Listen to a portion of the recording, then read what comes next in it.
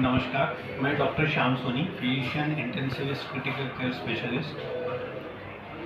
कल 24 मार्च को world tuberculosis day है। ये इसलिए मनाया जाता है ताकि डॉक्टरों में और मरीजों में ये बात का संदेश पहुँचे कि ट्यूबरकुलोसिस क्या है और उससे कैसे निपटा जाए, उसे कैसे हटाया जाए, ख़त्म किया जाए दुनिया से।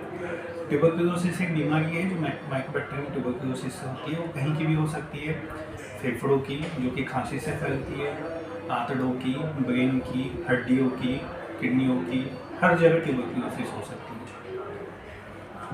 इसके लक्षण क्या है? मरीजों के इसके लक्षण पता होना चाहिए। बुखार का बने रहना, साथ या 15 दिन के बाद में भी, ट्रीटमेंट लेने के बाद में भी बुखार बना रहता है। भूख का कम होना, वज़न का कम होना, खांसी बनी रहना, कोई ऐसी लक्षण बने रहना जो ट्रीटमेंट के हफ्ते या 2 हफ्ते के ट्रीटमेंट के बाद में भी बनेगा, तो ट्यूबरकुलोसिस की शंका जताई जाती है।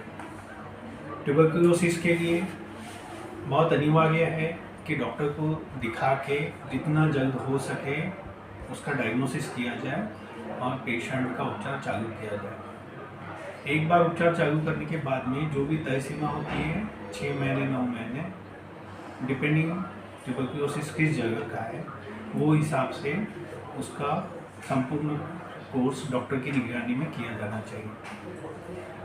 उपचार शुरू करने के बाद में मरीजों को ये चीज़ का ध्यान रखना चाहिए कि जो ट्यूबरकुलोसिस के लक्षण हैं वो कम हो रहे हैं कि नहीं, और जो ट्यूबरकुलोसिस की दवाइयाँ हैं उसके कोई दुष्परिणाम हो रहे हैं कि नहीं। जो भी लक्षण शुरुआत में होते हैं, अधिकतर 15 दिन या 1 महीने में धीरे धीरे लक्षण खत्म हो जाते हैं, जैसे बुखार आना, भूख का कम होना, वज़न बढ़ना, पेट में दर्द, सिर में दर्द, वो एक आध महीने में कम हो जाते हैं। इसके लिए डॉक्टर के परामर्श में रहना बहुत ज़रूरी है। ट्यूबरकुलोसिस दवाइयों के कॉमन साइड इफ़ेक्ट हैं जी मचलाना, उल्टियाँ होना, पीलिया होना, ये कॉमन साइड इफ़ेक्ट है। ट्यूबरकुलोसिस एक पूरी तरह से ख़त्म की जा सकने वाली बीमारी है। वेस्टर्न कंट्रीज़ में ये बीमारी कई देशों में पूरी तरह से समाप्त हो चुकी है। हमारे देश में ये बीमारी इसलिए बढ़ रही है कि कई मरीज़ ट्रीटमेंट चालू करने के बाद में भी पर्याप्त समय सीमा तक ट्रीटमेंट नहीं लेते हैं, उसको बीच में अधूरा छोड़ देते हैं।